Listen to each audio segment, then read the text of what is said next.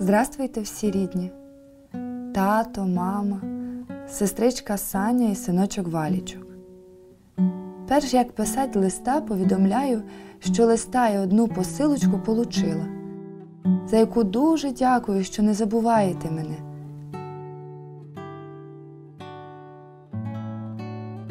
І 2 зубки чеснику то розділила по кусочку та так смачно з'їли за 1,5 року перший раз.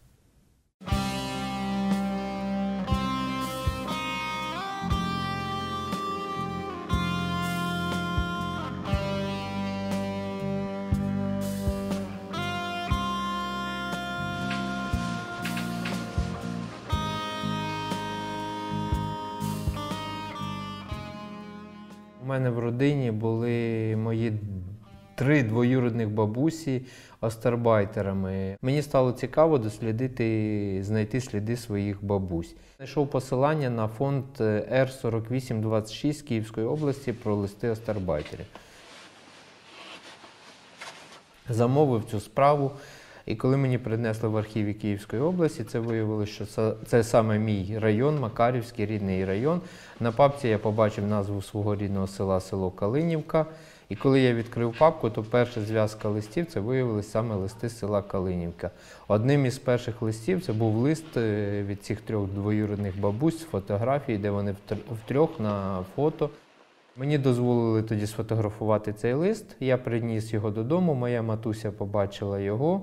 Це були сльози щастя, були сльози радості. Коли я побачив, як відреагувала моя мама, коли побачила лише фотографію того листа, я зрозумів, що на сьогодні є ряд людей, які ці листи чекають і які їх з радістю отримують.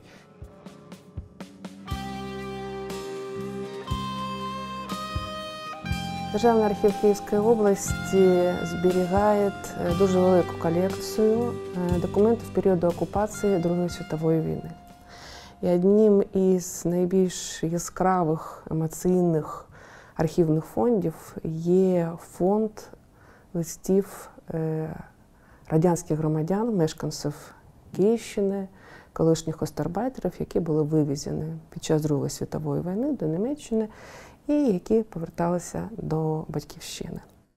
Ми припускаємо, що ці листи зберігалися в одному із поштових відділень міста Києва, і вони не йшли до своїх адресатів.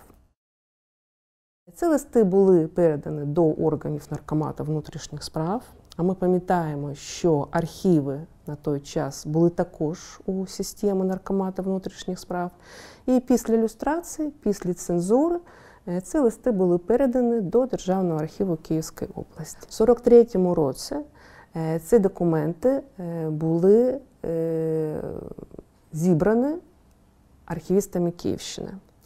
Але тільки в 1963 році почалася систематизація цих документів. Тобто 20 років майже ці документи знаходилися в пакунках, в мішках, вони просто зберігалися, вони не були систематизовані. Всі ці листи знаходилися з грифом «таємно», і тільки в 1988 році ці документи були розсекречені, і до них вже був встановлений загальний доступ.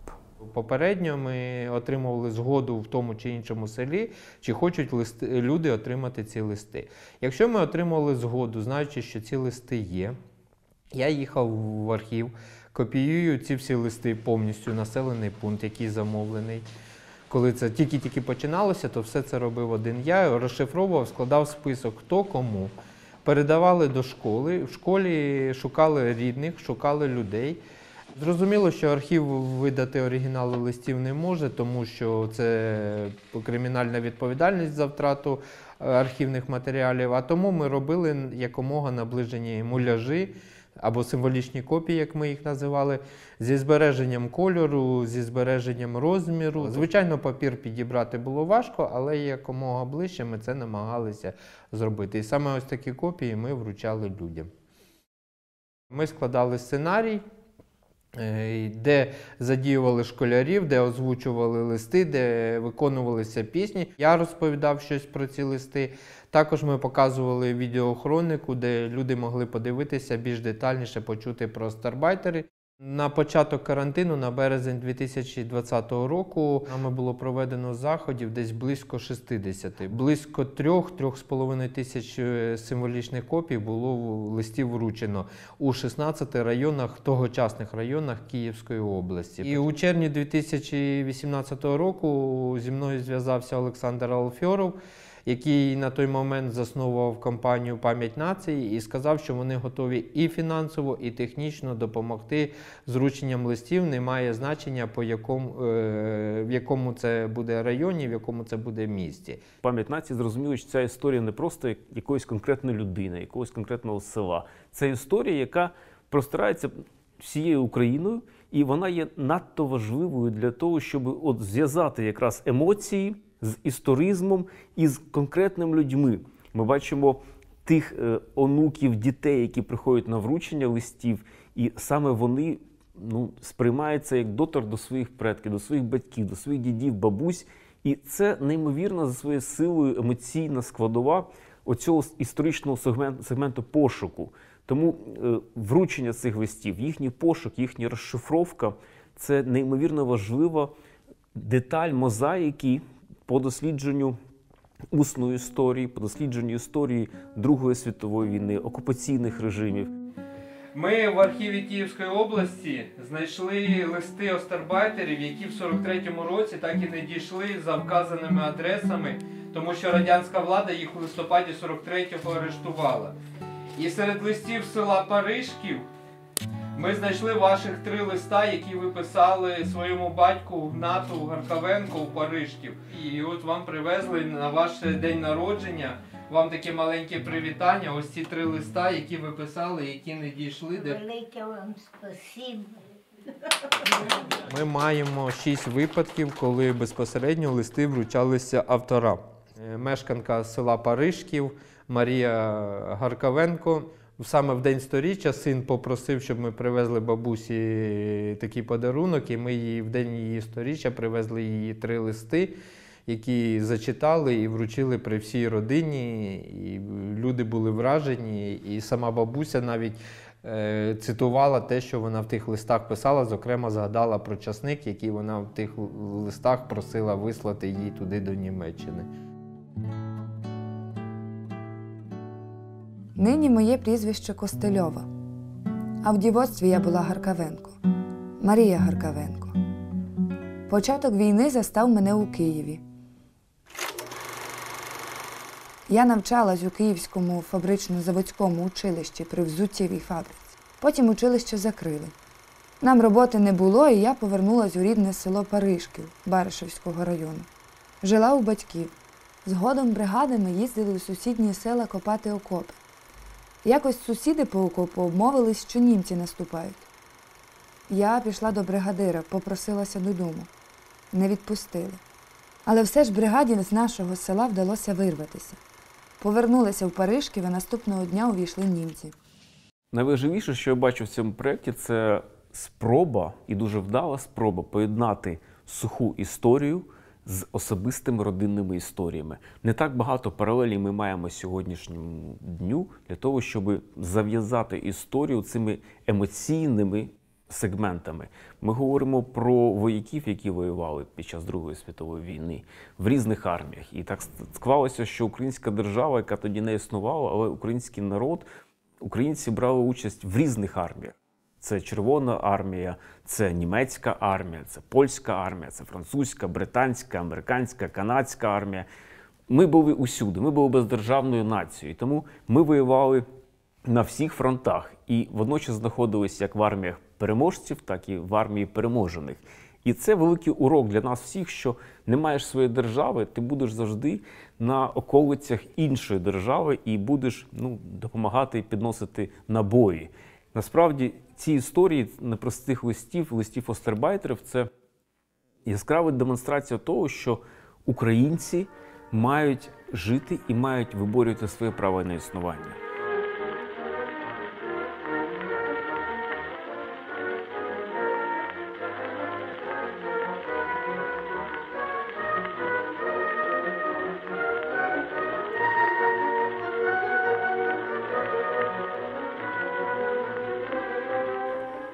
У Німеччину на заклики ми їхати не хотіли, то німці почали ловити і вивозити силоміць.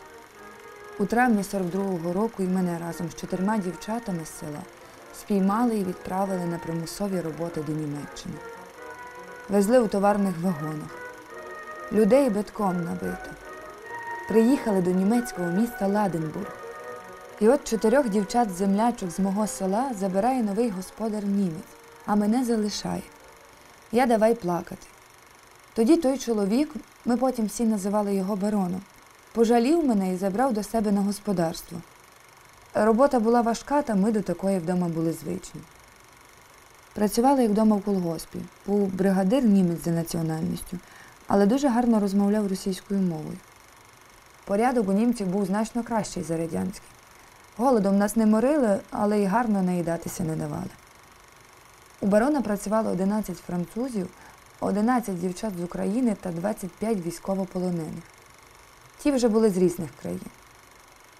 У неділю обов'язковий вихідний. Всі могли піти в місто чи в ліс на природу. Також на вихідний дівчата отримували продукти і готували для себе самі. Одного разу я сина господаря пригостила смаженою картоплею. Йому так сподобалося, що довелося господарку вчити, як смажити картоплю по-українськи. А нас переважно годували брюквою. Дуже хотілося свого чеснику, а тому найчастіше в листах я просила прислати саме його. Самі листи бувають різного зразка. Зазвичай це ось 10х15, двохсторонній, уже з заготовленим бланком, де написано німецькою, українською, російською, що пиши виразно і тільки по лініях. Тобто написати більше, чим влазило, не можна було. І адреса. З одного боку вказувалася адреса, куди відправляєш, і вказувалось, хто відправляє. І марка. Зразу бачимо марку Гітлера. Це називався лист, бланк оплаченого листа без відповіді. Зазвичай в листах просили про те, що пришліть табака. І писали, от якщо ці листи взяти 43-го року, то тут в більшості вони пишуть я на старому місці, я живу по-старому. Тобто це свідчить про те, що це вже не перший лист, направлений додому. Частота написання листів залежала від того, куди потрапляла людина на роботи. На сьогодні нами прослідкована така логічна лінія, що це було 3 випадки. Якщо людина потрапляла на звичайний завод, який-небудь промисловість, там завод, то вони могли писати в середньому 1 лист на 2 тижні. Якщо вони потрапляли, тобто це саме середнє написання листів, 2 листа на місяць. Якщо вони потрапляли до господаря, і господар був досить такий бауер, як вони в листах писали, і він нормально відносився, а таке досить часто в листах трапляється, то він кожного дня давав бланка, і людина могла кожного дня написати листа до своїх рідних. Тобто були випадки, що ледь не кожного тижня чи кожного дня написані листи. А якщо людина потрапляла на завод, який був засекречений або який виготовляв щось для війська, то звідти взагалі заборонялося писати листи, і якщо ти там 1 лист написав раз за своє перебування, то це було добре.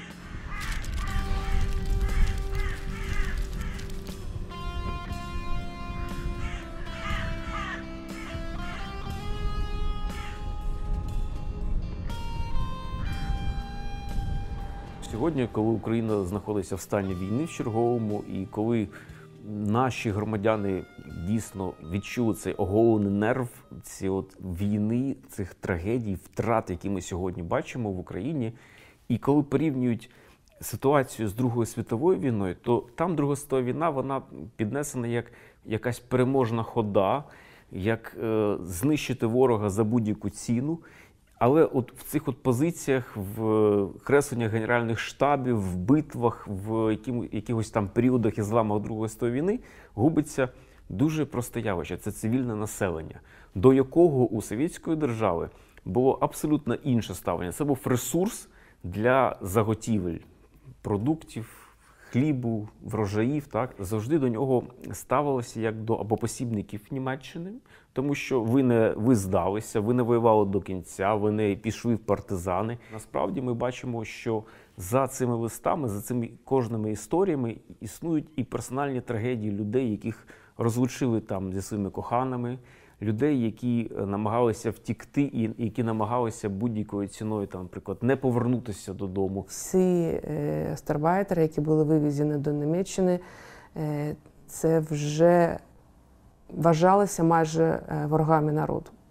В Державному архіві Київської області, крім листів гастарбайтерів, зберігаються ще фільтраційні справи на гастарбайтерів. Це величезна колекція документів, які ми отримали від архіву СБУ. Майже 110 тисяч фільтраційних справ.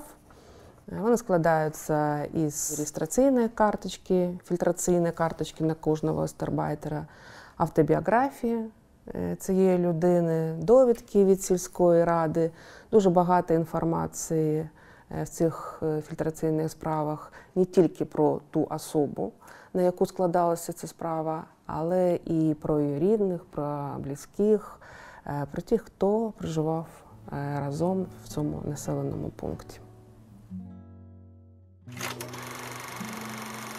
Звільнили нас частини Червоної армії.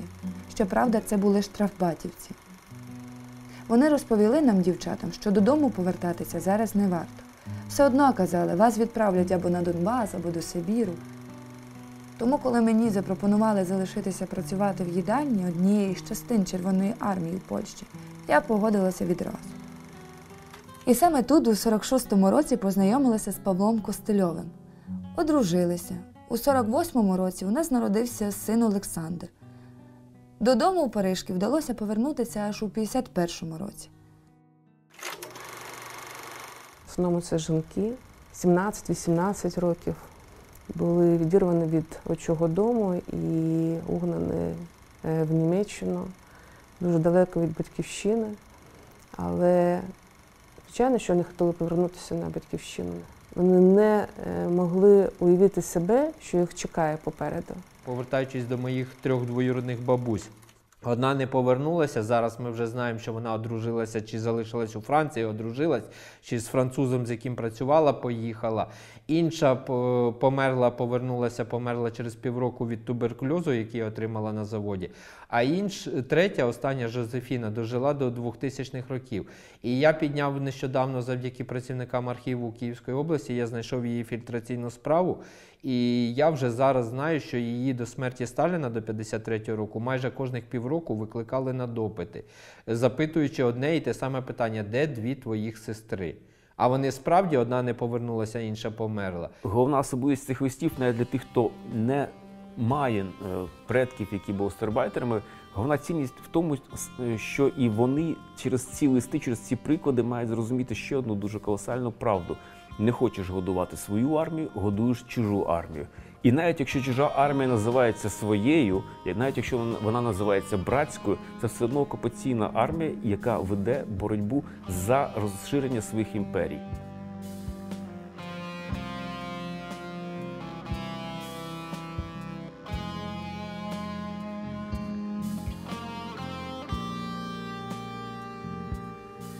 Коли я вже побачуся з вами, мої рідні, чи може вже й не прийдеться, як я вже скучила за вами усіма, то не можу і описати, і розказати.